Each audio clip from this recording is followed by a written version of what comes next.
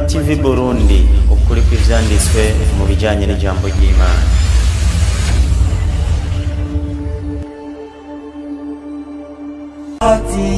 Oh khairati zizotujana heza dukore khairati twiteho khairati oh khairati zizotujana heza twiteho sala dutange sadaqa kuko Allah abona ivyo dukora.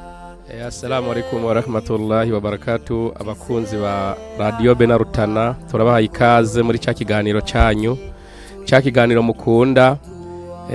Uyu ni wa mwanya w'ikiganiro cyanyu. Bavandimwe, no munsi kiganiro cyacu tuza kubishura ku bibazo mwagiye mubaza. Muri kiganiro twabaganiriye giherutse aho twabajijwe ikibazo gituma abayisilamu tutaririmba mu musigiti. Murahawe ikaze rero mu kiganiro Sobanukirwa Ukwemera Kwawe. Uno munsi muri studio za Radio.Guru mukaba muri kumwe n'umuvugabutumwa Nimbona Idrissa, akaba ari kumwe n'umuvugabutumwa adasanzwe mumenyereye ari nawe Niragira Ismaila ari we bita Iswahaba. Tukaba turi kumwe n'undi muvugabutumwa mumenyereye cyane nawe kw'izina rya Saidi Nasoro. Turabaha ikaze rero, ibibazo mwabajije ni byinshi. Uyu ni wa mwanya umuntu azi ko yabajije ikibazo yegere akaradio kiwe kugira ngo dushobore kumwishura. Ego tukaba rero duhereye ku muvandimwe wacu ari ku nimero 69 majana 357 ijana 171 aho avuga ati bite nshuti, nari ku radio ya Bena ntangajwe nuko umugore mu isengero ngo atavuga Imana yaravyanse. Nkuko uvyumva nyene Imana yaravyanse ngo twabisomye mu nyandiko, kuko ugiye kuraba icitegererezo c'abantu b'abakenyezi benshi dukunda kufatirako.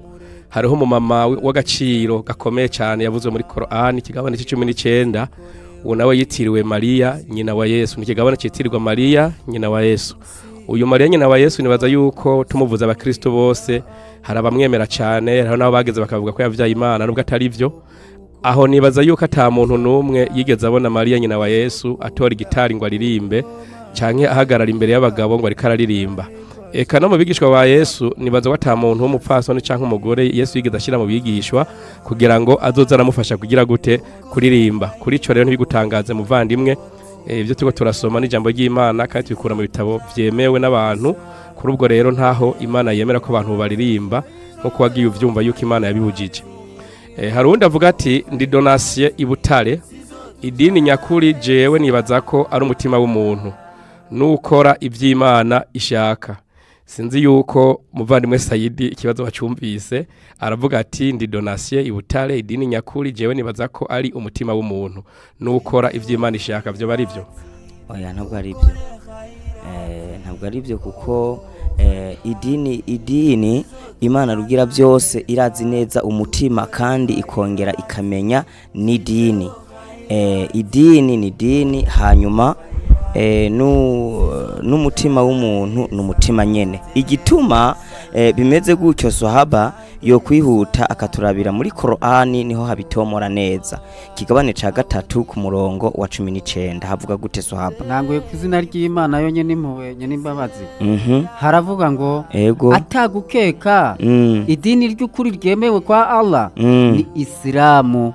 Nukuvuga ngo Imana rugira byose irabitomora neza, ikerekana idini, ikadoma ko idini ico arico. Idini rero si umutima w'umuntu nkuko abantu basanzwe bavyihenda ko bavyiyumvira, ariko nuko batabarabimenya kandi bataba barabitahura. Ariko rero batahure yuko idini ari dini, umutima nawo ari umutima.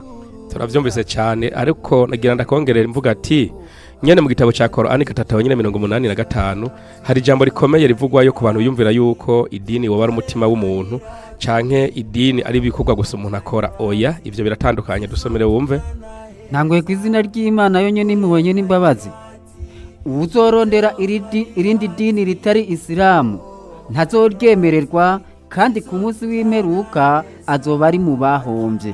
Nukuvuga yuko igitabo ceranda ca Qur'ani caje ku ntumwa nyeranda kizanywe na Gaburiyeli umumarayika akomeye cyane w'uhoraho haravuga hati uzorondera irindi dini atari Isilamu iryo dini ntirizigera ryemerwa n'imbere y'Imana kuri ubwo rero no ku munsi w'imperuka uwo muntu azoba ni mu bihano ni ukuvuga azoba ari mu bantu bahombye cyane ni ukuvuga kutagira ubuyisilamu n'uruhombo rukomeye cyane ni nacyo gituma atagitabona kimwe ku isi kindi gisigaye uzosanga hari kivuga kiti hari irindi dini ryemerwa n'iki n'Imana kuko idini isobanuro yayo ni inzira nayo inzira ziri kwisha ari ijana abantu mu ijuru n'ijana abantu mu muriro tuvuze rero idini turiko turavuga hano ni ya nzira izojana abantu mu ijuru aribwo buyisilamu bisigura rero nutaba umuyisilamu kiyumvira ngo idini n'umutima wawe nukuri n'ivyo bikorwa uzoba uriko urakora ntaho uzoba uriko urabikorera kuko ivyo bikorwa vyiza vyaba ari byo kubara ku mutima vyaba ari byo gufasha abagowe cyangwa gufasha imfuvyi n'abapfakazi ivyo utari mu nzira igororotse y'ubuyisilamu ku munsi w'imperuka uzohembwa ubusa mu ijuru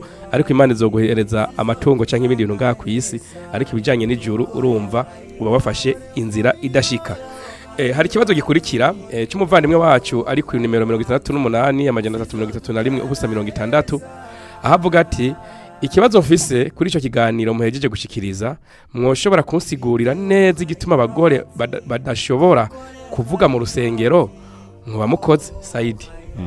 Hari Saidi ndibaza ikibazo wacyumvise kiranatwengeje gose kuko biratomoye Imana yabivuze neza cyane mu bitabo twemera kuko twebwe imisi yose nuko dukora ikintu ari uko tukibonye mu byavuzwe n'abahanuzi canke mu byavuzwe n'intumwa canke mu byavuzwe n'Imana rugira byose.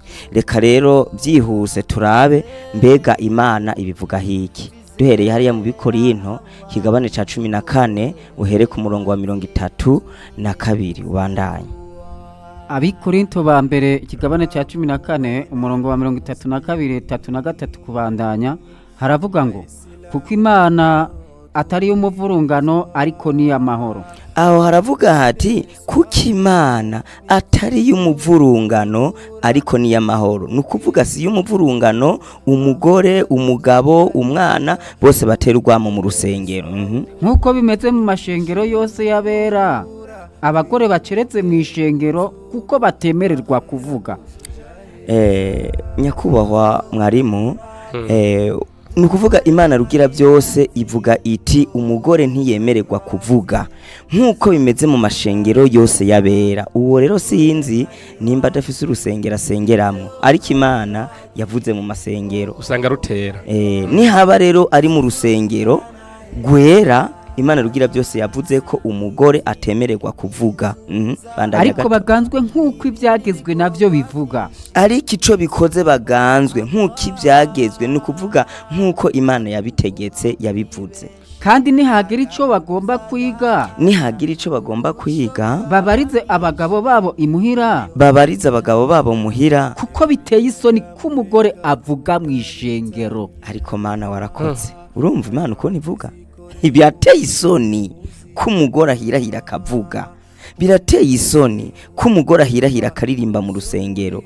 Birateye isoni k'umugore ashobora gufata Bibiliya akagenda kigisha abantu biciye mu iyobokamana agahagarara imbere y'abantu babagabo akaganza abagabo n'abagore bose agahagarara imbere y'ishengero kubahuka akavuga. Imana ivuze iti nukuri birateye isoni k'umugore avuga mu ishengero. Ariko nihaba hagira ico agomba kwiga canke kumenya gutahura agende abarize umugabo wiwe muhira.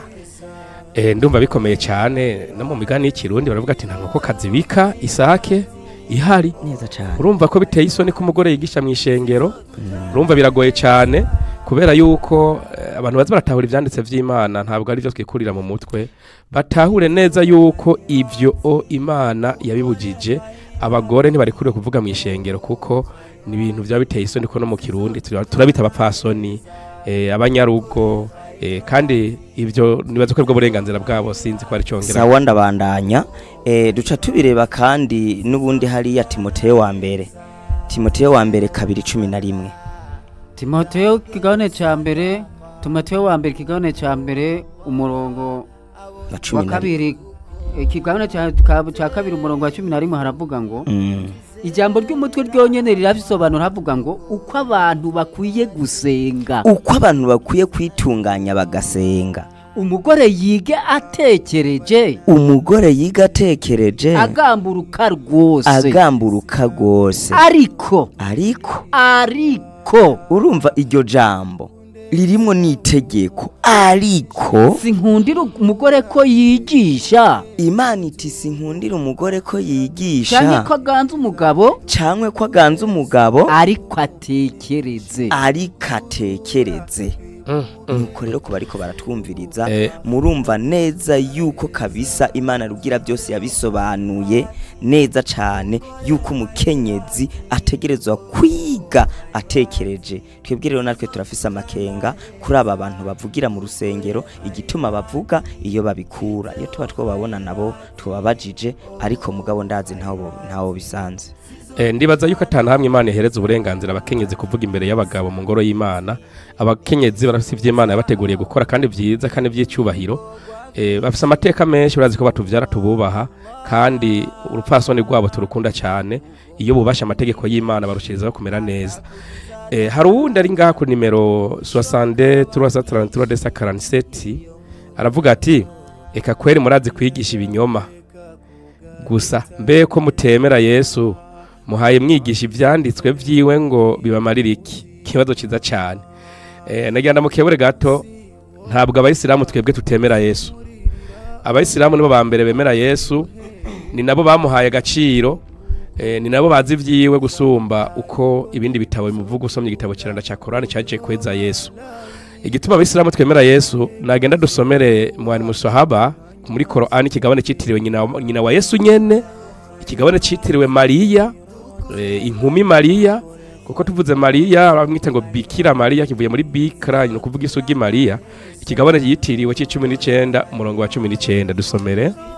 Ntangwe kwizina ry'Imana yonyene impuhwe nyene imbabazi. Yego. Umumarayika aramwishura ati, umumarayika araje kuri Mariya aramubwira ati, jewe natumwe na nyene impuhwe kugira ngo ndakubwire inkuru y'ingabirano y'umwana w'umuhungu w'umweranda. Qur'ani kuva Yesu akivuka, Qur'ani yaratubwiye ko Yesu yari mweranda. Nako twe kwemera ko umuntu ari mweranda tugaca tubwirwa ngo ntabwo tumwemera. Iki ni cemeza ko twemera Yesu koko, kuko turazi yuko ari mweranda. Sinka bya bindi bitabo usanga ko yaramutyoza bemuvuga ko inkuru zitarizo, ariko Qur'ani yoyo bivuye ku mumarika Gabriel ngo byaciye kwa Muhammad intumwa y'Imana, yaje gutwigisha amakuru yabaye ku muvugishwa n'Imana Yesu, azamushingira intahe, azatubwira n'amateka yiwe. Eka nivuka giwe twaragibukijwe nyine muri Qur'ani 3 umurongo wa 45 twumve. Uko niko abayisilamu turemera Yesu. Naco gituma ivyo Yesu yagiye akora uze gusanga vyinshi cyane nka 99% ko Rwanda abayisilamu dusomere yumve. Nangwe kwizina ry'Imana yonyene impuhwe n'imbabazi. Yego. Niki abamarayika bavuga bati, ewe Mariyamu, mu byukuri Allah araguhaye inkuru nziza y'ijambo rimuvuye ko. Yego. Yuko uzovyara umwana yitwa Masihi Isa mwene Mariyamu. Ati uhawe inkuru nziza yo kuzovyara umwana w'umuhungu yitwa Yesu Mesiya, umuhungu wa Mariya. Yego. Azogira icubahiro kwisi no mu buzima budahera. Atu Yesu azofite icubahiro kwanza gifisa kwisi, yaragifisa kwisi, kandi azogira n'icubahiro mu buzima budahera, kuko azoba mu bari hafi ya Allah. Twebwe turemera ko Yesu yibereye mu ijuru ari kumwe n'Imana. Ubu ni yari Yesu, kandi turemera ko yari n'umwisilamu, kuko Yesu gituma tumwemera ntiyigeze agenda gusenga aravuga ngo kwizina rya data n'iry'umwana ngo n'irya mutima mweranda, kuko yazogera kuri mwana byari kumugora kuvuga kuko mwana yari wenyene. Wari gwavusanga yavuze ati kwizina rya data n'iryanje, ariko ivyo ntivyigeze binabaho. Kandi Yesu nta nubwo yigeze agenda gusenga avuga ngo Mariya nyina w'Imana, kuko yarazi ko ari mama wiwe. Yesu rero twebwe abayisilamu turamwemera kandi turemera neza ko ari intumwa yari komeye cyane, yatumwe ku banyisirayeli nkuko n'ibitabo byose nawe nyine yagiye avyivugira ko yatumwe ku muryango wa Isirayeli, nkuko tubibona muri Matayo 15 umurongo wa 24. Turamwemera uko Yesu nkuko yiyemera wenyene, kandi turamushingira intahe. Dusomere yumve kugira ngo atahure. Matayo igice cya 15 umurongo wa 24. Yego. Haravuga ngo, yego, Yesu arabishura ati, sinatumwe ku bandi atari ku ntama zazimiye z'inzu ya Isirayeli. Nuko tumwemera. Ugiye gusoma nyene nawe nako Yesu yatumwe ku ntama zazimiye z'inzu ya Isirayeli. Tuvuze Isirayeli ni Yakobo. Yakobo nawe yavyaye abahungu 12, abavyara ku bagore 4. Ubu ni wakomoka ko umuryango wose w'Abisirayeli. Uyu Yesu rero turamwemera ko ari n'umwa y'Imana ku banya Isirayeli gusa, nkuko nawe yagiye yishingira intahe. Igituma twemera kandi Yesu ugiye kuraba Isilamu turagenyerwa nkuko na Yesu vyagenze, baramugenyera muri Luka 2:1. Yesu umviriza ingene vyagenze, twebwe abayisilamu tumwigira ko kukavuza tumwigireko. Nico gituma abayisilamu turemera Yesu kandi cyane kuko yari intumwa y'Imana duhaye icitegererezo gikomeye gose. Reka dusomere wumva. Bakeba Yesu bamushikanira Imana. Nta musilamu bivuga ko Yesu ari Imana, ahubwo bakevye Yesu baramusiramura mushikanira iki? Imana, kuko we ntiyari Imana. Ego. Kandi imisi 8 ishitse ngo akebwe. Bamwita Yesu. Ego. Rya zina ryavuzwe n'umumarayika atarasamwa inda. Urumva ko Yesu bamuhaye izina riko asiramuwe. Urumva ko tuvuze gusiramura ntuvuze gukirisitura. Nicyo gituma twebwe abayisilamu turasiramurwa nka Yesu, kuko Yesu nawe yari umusirimu, yari umuyisilamu. Urumva rero yuko ntuzosubira kuvuga ngo abayisilamu ntabwo twemera Yesu. Sayidi sinzi ko ari cyo wakongera ko. Ico nongera ko nuko Yesu nyene ubwiwe kuri ivyo byo kwemera yavyivugiye uko bategerezwa kumwemera. Usomye Yohana 17:3 harabikwereka neza. Yohana kigabane cha 17 umurongo wa 3 haravuga ngo Yesu ati ubu nibwo bugingo budashira ko bamenya wewe Imana yonyene yegome nuwatumye yonyene yukuri nuwatumye Yesu Kristo. Yesu ati ubu nibwo bugingo buhoraho ko bamenya wewe Imana yonyene nuwo watumye Yesu Kristo. Nukuvuga twebwe ukuntu tumwemera uko nyene ubwiwe wenyene yavyivugiye, arabitomora neza uko dutegerezwa kumwemera nuko bategerezwa kumwemera, kandi ivyo n'ubugingo budashira nibihe bidashira yavuze ko bitazoshira maka gushika ku munsi w'imperuka. Nukuvuga gushika igihe azogarukira tuzoba tucemera ko Yesu yatumwe n'Imana. Nukuri urakoze cyane, numva umwishuye neza kandi nibaze ko hari yaryohewe. Mubandanye mukurikira radio Bena Rutana, ni cya kiganiro mukunda Sobanukirwa Ukwemera Kwawe. Ikibazo dushikiriye n'icitwa n'ic'umuntu yitwa Salomo ari ku museno, aravuga ati none ko muvuze ko abagore baririmba ko bohagarika, mbe hari aho vyanditse ko bosenga bakubita uruhanga hasi hoho? Urakoze cyane, ikibazo ciza. Yesu yaraje arigisha muri Matayo 6:9. Yarigishije amajambo meza cyane Yesu, nuko gusa abantu basoma Bibiliya badashira mu ngiro. Yesu yavuze ngo iki 6:9 Matayo. Yesu yavuze ngo nuko musenge mutya. Salomo aravuga ngo nuko musenge mutya. Yesu mutya nuko utari hafi yanjye wacunyereka mutya ni gute, kuko n'amajambo abiri nuko musenge mutya. Muti muheze muvuge muti Data wa twese wo mwijuru. Hariho ibikorwa, hariho n'imvugo. Ibikorwa vya mbere nuko musenge mutya. Murangije gusenga mutya muce muvuga muti dawe wa twese canke data wa twese uri mwijuru. Izina ryawe ryubahwe. Ubwami bwawe buze. Ego. Ivyo ugomba bibe mwisi nkuko biba mwijuru. Aho ndindira gatoya manze ndamusigurira akantu kamwe ngaho. Nuko musenge mutya. Iyo bari karavangura abagabo n'abagore kuba abantu bose baba bari hamwe. Akavuga ati nuko muzoze musenga mutya, bamubajije twigishe gusenga. Nukuvuga n'abantu bose. Hama muvuge muti ayo n'amajambo gusenga Imana iri mwijuru. Data wa twese uri mwijuru. Nukuvuga Imana yanje jewe Idrisa hano niyo Mana ya Yesu, niyo Mana ya Sayidi, niyo Mana ya Swahaba, iyo Mana ni nayo ya Salomo yabajije ikibazo. Dawe wa twese uri mwijuru, na Yesu niwe yasenze. Ati ibyo uko biba ngaha mwisi aba ariko biba no mwijuru. Reka ruce twibariza Yesu, mbega Yesu mwijuru biba gute, kugira ngo tubone ingene dukwiye kubikora ngaha ku isi. Ibyahishuriwe Yohana 11:7 kugira ngo Salomo ahari hose yumve neza yuko ikibazo ciwe gitomoye cyane. Soma Ibyahishuriwe Yohana. Ego 7:11 haravuga ngo abamarayika bose bari bahagaze bakikije ino ntebe. Ati abamarayika bose bari bahagaje bakikije ino ntebe, bakikije na bakuru na bya binyabugingo. Ego. Bikubita hasi bubamye imbere y'intebe. Bikubise kagahanga hasi bubamye imbere y'intebe y'Imana. Basenga Imana. Bati baravuga bati Amen. Amen. Umugisha nuguhimbazwa n'ubwenge. Ego. Nishimwe. Ego. N'icubahiro. Ego. N'ububasha. N'ubushobozi Ego. n'ivy'Imana yacu ibihe bitazoshira. amen. nibaza yuko Salomo yatahuye yuko mu gusenga n'abamarayika mwijuru bakubita gahanga hasi imbere y'intebe yicaye ku Imana, hari abamarayika n'ibinyabugingo n'abandi n'ibindi biremwa biri mwijuru, ati ivyo vyose vyikubita hasi vyubamira Uhoraho bigashira gahanga hasi. Salomo nibaza watawe ko abagore bakwiye nubwo nabo nyene gusenga bashiza gahanga hasi nkuko Yesu yagize gute yavyigishije. Nibaze yuko ubu wamaze kugitahura.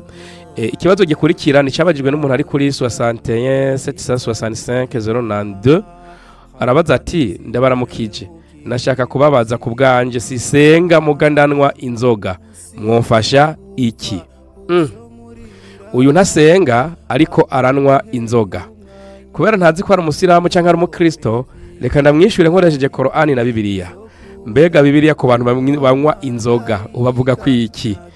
Genda mu gitabo c'imigani 20 uhera umurongo wa mbere, haravuga ngo iki vino niyo mucokoranye, ati inzoga ugwagwa primus amostel, tivyo nivyo bintu bicokora abantu. ibiboreza nivyo ruyogoyogo, ati ibintu biboreza nivyo usanga umuntu agenda arayogora, usanga umuntu yataye ubwenge, usanga umuntu yacanganyikiwe avuga ibitaja ntibize. Ego kandi ubidandabagira namwe wese ntagira ubwenge, kandi ngo umuntu adandabagirana mu bintu biboreza byose, uwo ngo nta bwenge agira. Nukuvuga Imana araguhaye ubwenge nukwiye kunywa inzoga, kuko urumva ingene Imana yabivuze muri Bibiliya yuko umuntu anywa inzoga atabwenge agira.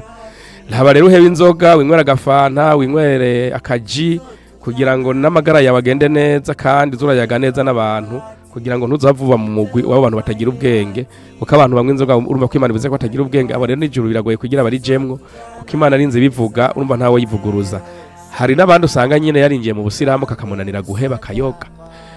Abo nabo barabaho, abo barabaho kabisa. None Qur'ani kitubwira ngo iki kwabo bantu? Qur'ani 5:90 5:90 nabo tubahe n'impanuro, kuko radio Bena Rutana yaje hageze kugira ngo duhugura abantu bose, kugira ngo ku munsi imperuka baze bigire mwijuru. Mubandanye mudukurikirana dusomere. ntanguye ku izina ry'Imana yonye n'impuhwe ikabanye n'imbabazi. Ego emwe abemeye Imana ikibwira abayisilamu wawundi yaduze urutoki ko kwemanga Imana imwe rudende kumugaragara n'bose babireba kanavyatura akoresha karimi kiwe bivuye ku mutima, ati yemwe abemeye. mu by'ukuri ibiboreza, ati ibiboreza, tuvuze ibiboreza harimo ugwagwa, harimo inzoga zose z'ubwoko bwose zibaho, hariho urumogi, hari ibindi biyayura mutwe, ivyo byose Imana ivuga ati yemwe abemeye. Ivyo byose ivyo mu by'ukuri ibiboreza n'akamari no gutakambira ibigirwamana no kuja gusenga ibigirwamana, nk'ukaja gusenga igishushanyo ku bayisilamu birabujijwe. no kuraguza, umwisilamu kuja kuraguza ku mupfumu ngo mbariza ngo bimeze uku nabuza kana sinzi na byagenze uku, ivyo birabujijwe muri Isilamu, ni umwanda mu bikorwa vya shetani. rero nyimbonwa kayogura umusilamu umenye kuri mu mwanda uri kurakorera shetani, uri gukorera shetani, niyo wikoreye shetani azoguhemba wenyene ubwiwe. Urumva ko wamaze guca kubiri n'amategeko y'Uhoraho Imana rugira vyose. Nibaze ko namwishyuye ikibazo ciwe. Ikibazo cakurikiyeho nimero 610 661 677 ubusa 94 arabaza ati ku bintu mwavuze ko kuririmba mu rusengero ari bibi, none ko amadini yose uretse Isilamu baririmba, no kuvuga ko ijuru ari ry'abayisilamu gusa? Mba mu Rutana ku Gitaba ndi umukristo. Kibazo ciza cyane. Uyu muntu abajije neza, arabaje ati abazoja mu ijuru n'abayisilamu gusa. Dusomere mwarimu muri Qur'ani. Muri Qur'ani 3:68 kugira tubone neza mbega abazoja mu ijuru n'abayisilamu bonyene. Dusomere yumve kugira ngo atahure.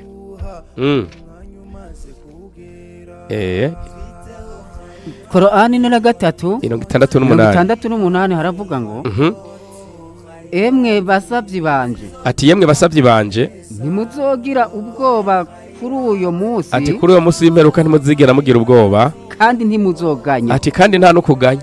Nam. Ego mwebwe mwemeye amajambo yacu, no kuvuga ijuru ni ryabemeye amajambo y'Uhoraho Allah, mukaba n'abayisilamu. Icyaka bari maze kwemera Allah ukaba uri n'umwisilamu, nimwinjire mu bwami bw'ijuru. Abo nibo bazobwirwa ati nimwinjire mu bwami bw'ijuru, mwebwe n'abagore banyu, mwebwe n'abagore banyu muri nezerekwemwo. no kuvuga ijuru ritari ry'umusilamu iryo ntaribaho, ijuru ritari ry'umusilamu iryo ntaribaho kabisa.